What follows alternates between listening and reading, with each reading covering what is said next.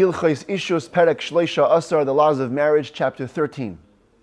We see on the screen the verse that defines the biblical obligations of a husband to a wife. It says, Im acheres yikach lo, if you marry another wife, she'era ksusa v'oinasa lo yigra. You can never decrease her food, her clothing, and her conjugal relations.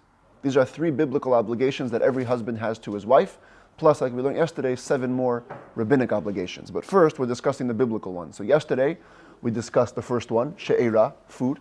And today, we're discussing ksusa, clothing. And as we're going to see, under the umbrella of clothing is also providing the outermost layer of clothing for a person, which is a home. So clothing both physically on the body and also a dwelling place. And this is what we're going to be focused on today. Plus, we're going to also have at the end, can you force your wife to move to where you live? If you're from a different country and you get married, does your wife have to come with you? Do you have to go with your wife? We're going to talk about that at the end of the chapter, okay? Says the Rambam halacha aleph, kamo haksus shehu chayav litin lo. How much is the clothing, what's the definitions of clothing that a person has to provide for his wife? Says the Rambam begadim shel chamishim zuz mishana l'shana. The basic obligation is to provide articles of clothing that are worth 50 zuz, 50 silver coins, each year. Mimatbeya oisan hayamim, using the currency of those times. So like the Rambam told us the other day, that in the times of the Talmud, a silver zuz actually was only 1/8 pure silver. So if you have to give 50 of the current silver coins, that would mean shenimtzu hachamishim shisha dinarim urevia dinar kesef. It would actually only mean 6 1/4 coins of pure silver, because 6 1/4 times 8 is 50.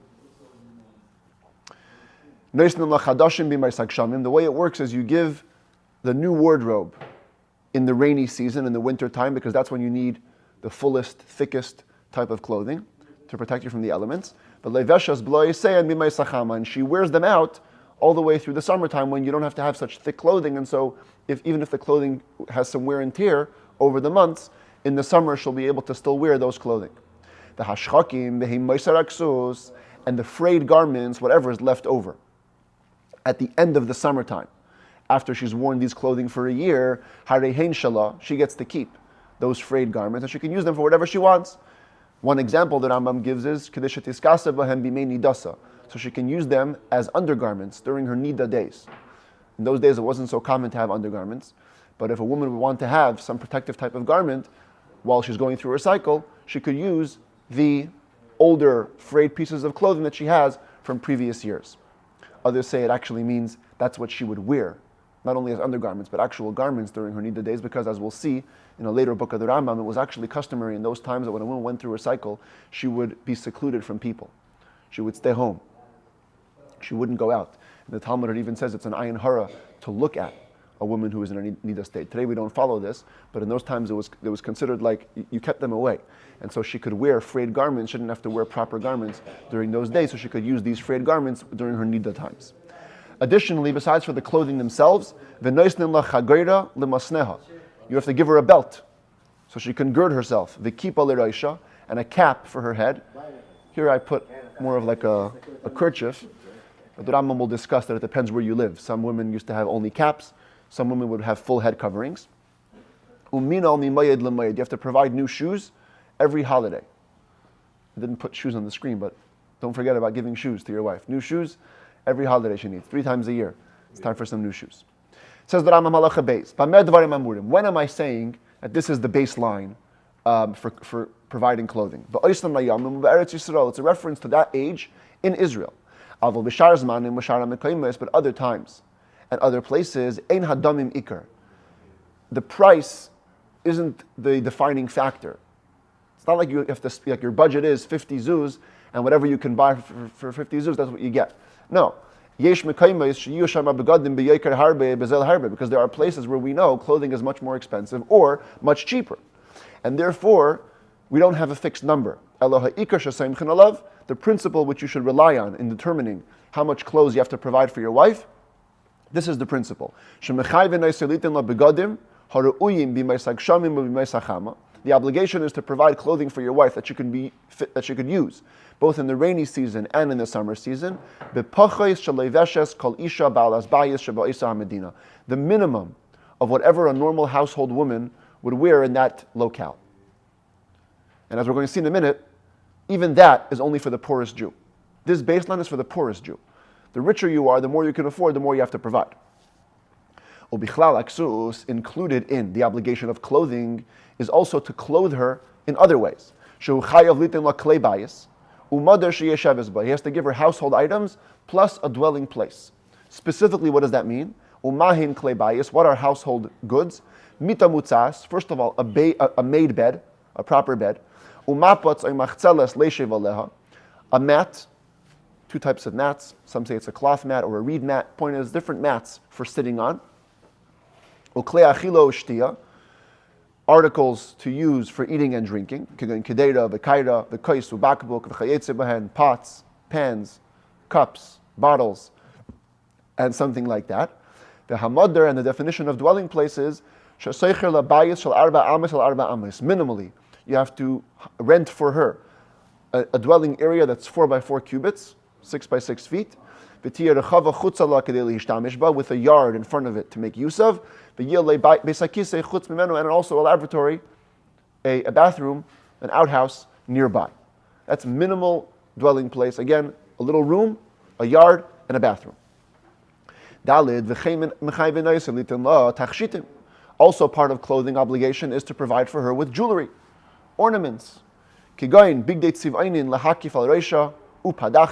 Colorful kerchiefs to use as a head covering and as a forehead covering. They used to cover their foreheads all the way down. Upuch, v'srak, v'chayetze. Puch is eye makeup, srak is face makeup, like rouge, and something like that. Kadesh le'tizgana alav, so she not be disgusting in your eyes. In other words, so she be attractive. So, as it turns out, clothing means a lot more than clothing. It means full outfits, it means ornaments and jewelry, and it also means basic setting up house.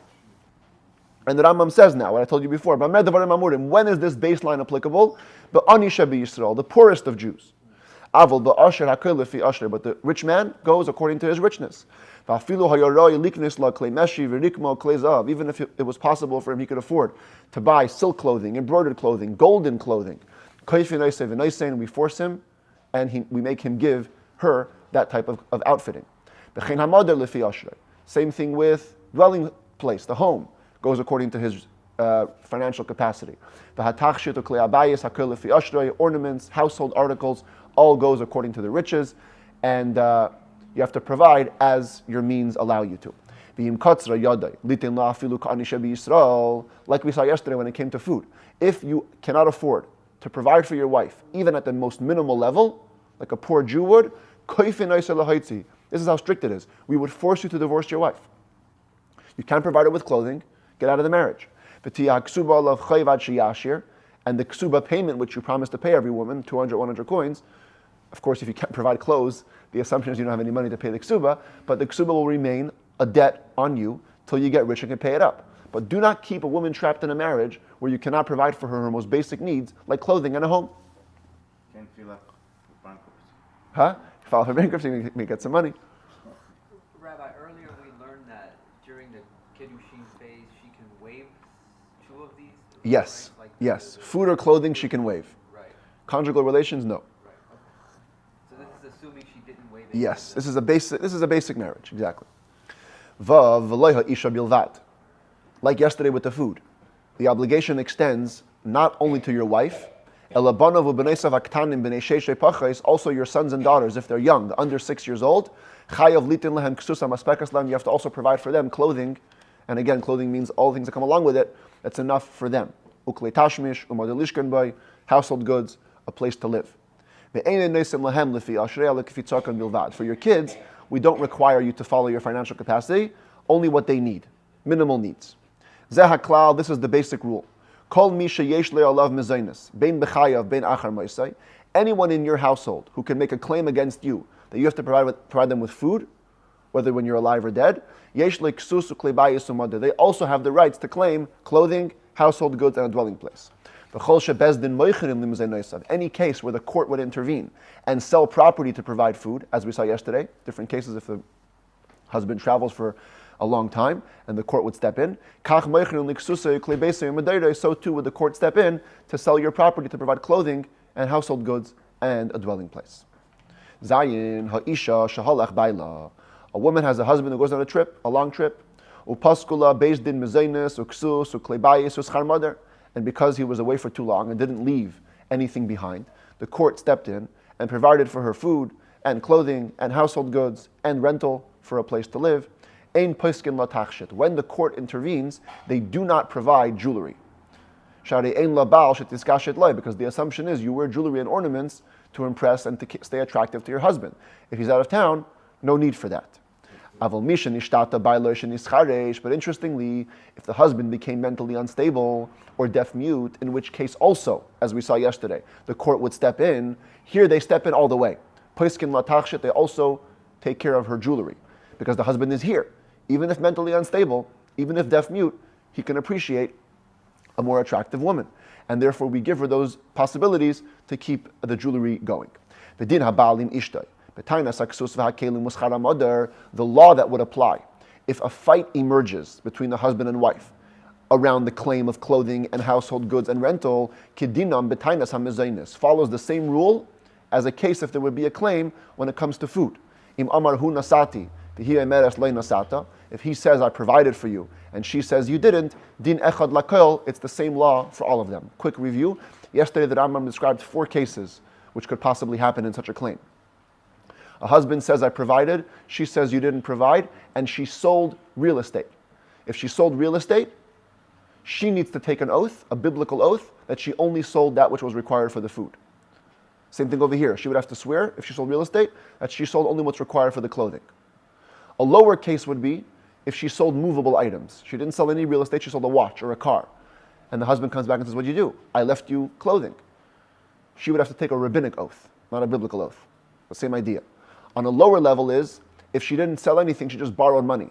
The husband shows up and says, why'd you borrow? I left you clothing. She says, I had to, you didn't leave me anything. In that case, the husband has to swear, not the wife. He must take an oath that he left her food. And the fourth and lowest case was if she just pressures herself. She thinks the husband left her no clothing, and so she pushed herself to last with whatever clothing she had, and later on she cannot make any claim on her husband if he says, I left money for clothing.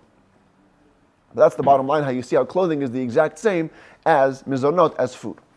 It says the Rambam Malacha Ches, Hamadiras ishtoy shlei tiskashet be'echad nikol aminin.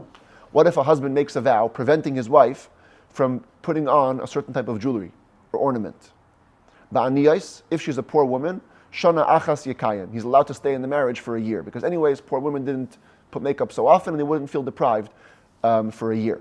Yes, it all came, but if he wants to go more than a year with this vow, you cannot keep your wife trapped in such a marriage. Either annul your vow or divorce her and give her the ksuba money.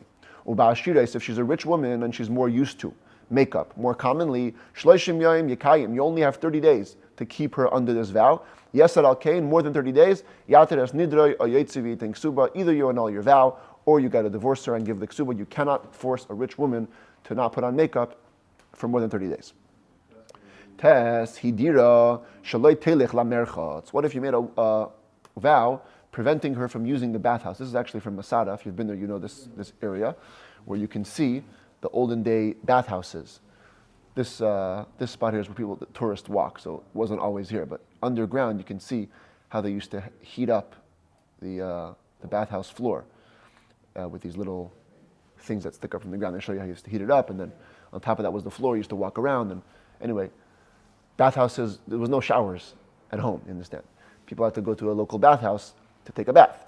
And so, whatever reason, this guy is a controlling husband, and he tells his wife, I'm making a neder, you cannot go to the bathhouse. Bikrachim Shabbos achas. If they live in a major city, he only has a week to take care of this vow. Bikfarim shtei Shabbosos. In a village, he has 2 weeks, but that's the maximum. You cannot keep your wife out of a bathhouse for more than 2 weeks. What if you made a vow that she cannot wear proper leather shoes? Bikfarim shleisha yamim. In villages, you have 3 days to get rid of your vow. Or bikrakim me'es le'es. In a major city, you only have 24 hours. Yes, al zeh. If you keep her in wait for more than that, yateres nidra yetziviting suba. Either you annul your vow or you divorce your wife and give her a ksuba. You can't stop your wife taking a shower. You can't stop her from wearing shoes. These are basic human necessities, and therefore you cannot be controlling in those areas. Yud hidira shaloi tishal v'loi tashil miklei habayis shaderech kol hashchenos lishal oisanu lahashilon. A man makes a vow on behalf of his wife, preventing her from either borrowing or lending normal household objects that all neighbors are used to lending and borrowing. Like a sieve and a sifter, millstone and an oven, things like that. Tell your wife, listen, I bought you expensive stuff, you are not lending and you're not borrowing. Right away you have to annul your vow or divorce your wife. Nothing is worse for a woman than social status going down.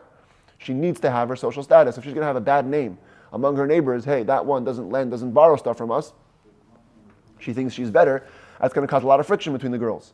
And so, a husband cannot step in that area.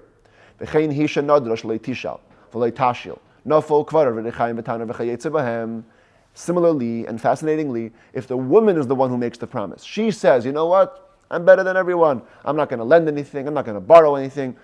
These normal types of utensils. And I'm not going to be like those women who knit all day and weave clothing. I'm not weaving any clothing for the kids.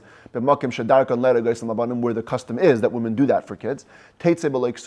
She leaves the marriage. She must leave the marriage, and the husband doesn't have to pay for the ksuba.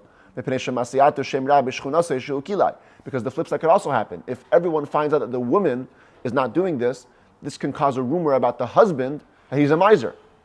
He doesn't want that. So he can force her out of the marriage. And because she took the vow, he won't have to pay the ksuba. And that's as far as the vows go. Halacha Yud Aleph, returning to clothing. Makim shedarkon shaloi teitze isha lashuk bekipa shal reisha bilvad ad sheyiyeh oleha redid hachoifes kol gufa k'moitalis. If there was a place where the custom was that women do not go out to the streets just with a cap on her head, she needs to actually have a full head covering, like this one. Yeah, it doesn't have to be a full hijab where you cover only till the eyes. But the point is that the whole head is covered, like a talis. If that's the custom, you have to provide for her, as part of the clothing, the lowest quality head covering. If you were rich, again, you give according to your riches. Today, and the purpose for this would be because you can't keep your wife trapped at home. If the only way for her to go out to the market is with this head covering, then she needs that. So she can go out to visit her father's house, a house of mourning, a house of feasting. Every woman has the right to go out to her father's home to visit him. She also has the right to go to a house of mourning or a house of party to do kindness with her friends or her relatives. So they should return the favor to her when it's her time of happiness or mourning. She's not in jail to the point of not going or not coming. Your wife's not in your jail. So you have to provide for her that she can go out to the market. Aval, however, says the Rambam, and we have to appreciate his words in the spirit of the time. It's demeaning for a woman to be constantly going out of the house. Pam b'chutz, pam b'recheves, one time outside, one time in the street. A husband should stop his wife from this. A husband should not let his wife go out only about once or twice a month, according to what's necessary. Because the beauty for a woman is to sit in the corner of her home, shekach kasuv, as the verse says in Tehillim, kol kvuda bas melech penima. All of the honor of the king's daughter is within.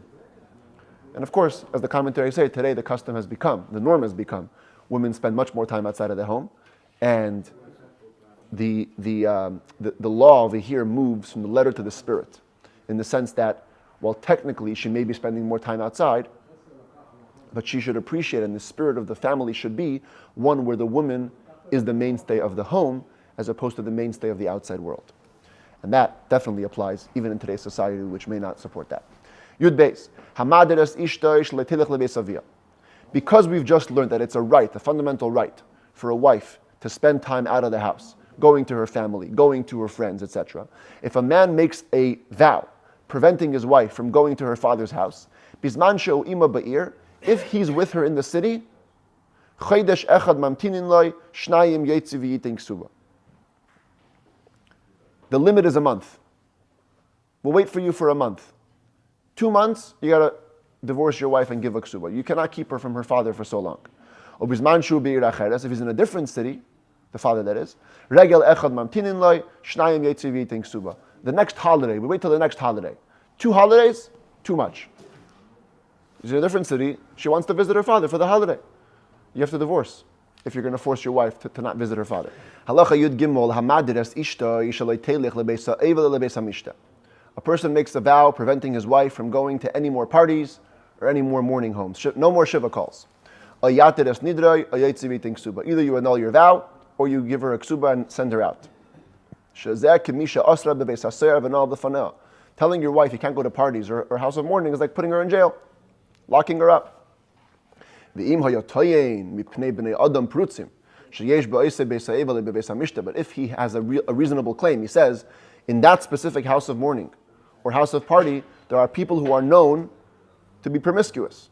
And indeed, there is a known presumption that these people are there. Then we can listen to him, and he can take that vow, but only for that one, only where there's those problematic people. Other than that, you can't make it a generic vow.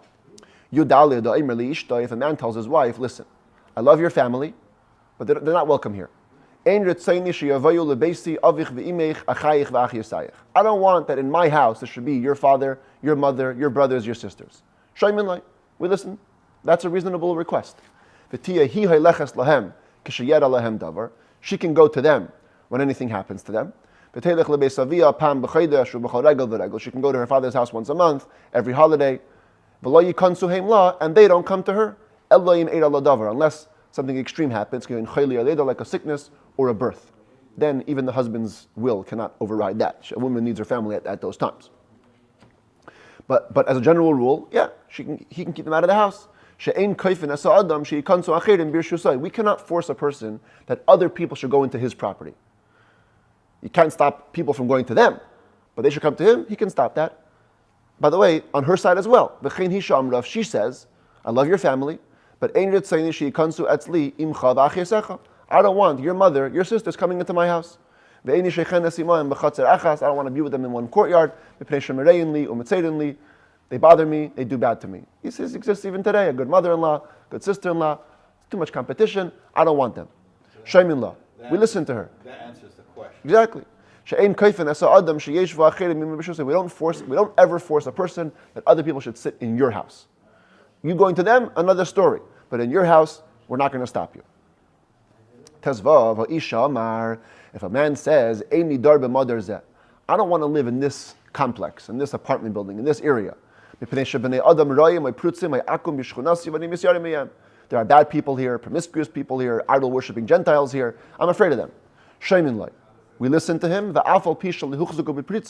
even if they themselves, these guys, have no known presumption of being bad people.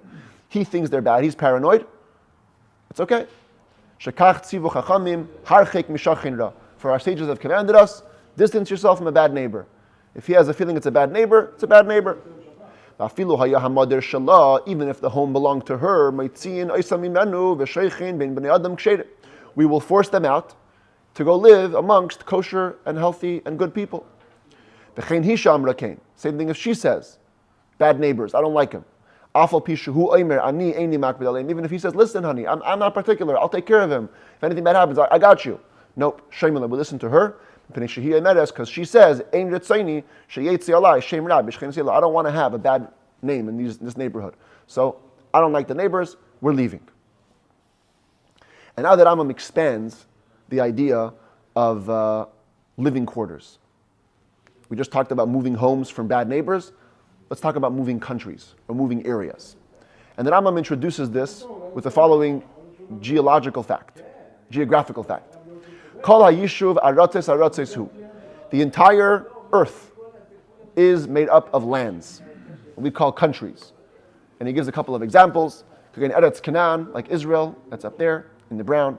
The Eretz Mitzrayim in Egypt, that's over here. The Eretz Taimon in Yemen, down here. The Eretz Kush and Ethiopia, it's down here, the blue. The Eretz Shinar and Babylonia. Babylonia is usually here in Iraq. The anything like that. The Chol Eretz ve'eretz mi medines ukfarim. Every land, every country is made up of provinces and cities. The Ari Yisrael inyan Yisuin. When it comes to the land of Israel itself, if we can zoom in over here to Israel, we will see that there was Shalosh Aratzos Hayu. Israel was considered to be three separate regions when it comes to marriage. Yehuda, the Ever Hayarden, the Hagalil. Judea, it's the bottom half of Israel. The Galilee, top half of Israel, and Transjordan, right over the Yarden. Why is it important to know what's called a land? So the Rambam says, the guiding rule is like this. Isha haya me'eretz min ha'aratzos, v'nasa isha be'eretz acheretz. If a man is from one land, and he marries a woman in another land, so he's from Judea, he marries a woman in the Galilee. Koifin oisa, v'yotza imei le'artza. We force the woman to come back with him to his land. The woman follows the man. Oy teitze b'lo ksuba. If she doesn't agree, she leaves the marriage and gets no reimbursement, no ksuba. Shalmanas came nasa af al pi shaloi peidash, because that's the understanding of marriage, even if it isn't explicit. The man has a home, he has his stability, and the woman's going to follow him.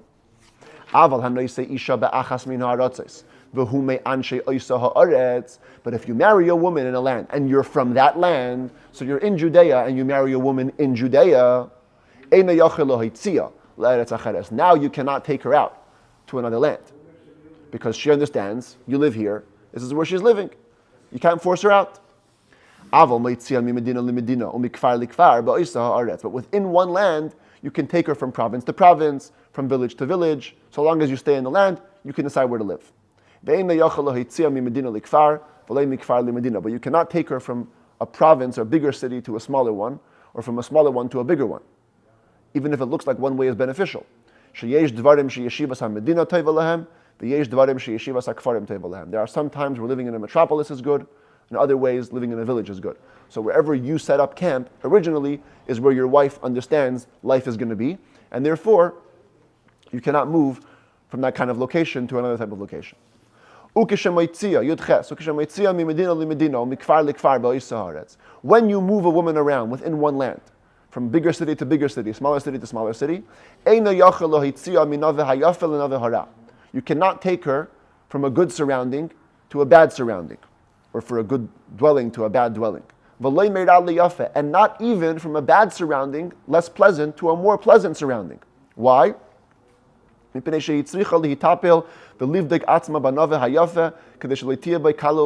biblical fact, and we know it today. Women very much love to conform to the current status of the place around them. If you move her to a more pleasant surrounding, she's going to find in herself that she has to now fit to that status of the way people live over there. And she doesn't want to, maybe. Not interested. She doesn't want to be considered lower class in an upper middle class place. And therefore, you cannot move her from a lesser quality to a higher quality, and certainly not from a higher quality to lesser quality. No moving on up, huh? No moving up. No moving on up, unless she agrees, of course. You can also not take a woman from a place where it's mostly Jews to a place where it's mostly idol-worshipping Gentiles. Any place that you are, you can force the other spouse to move from a place where it's mostly idol-worshipping Gentiles to a place where it's mostly Jews, because you always want to have that, even if it's a different surrounding. Point is, more Jews in your area, the better. Says the Rambam, when do all of these rules apply? If you're moving around within the diaspora or within Israel. But moving from the diaspora to Israel, it's so important. You can force the wife to come with you.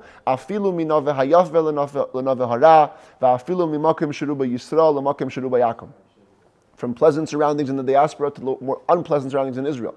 From more Jews in the diaspora to less Jews in Israel. Malin, you can take your wife up. On the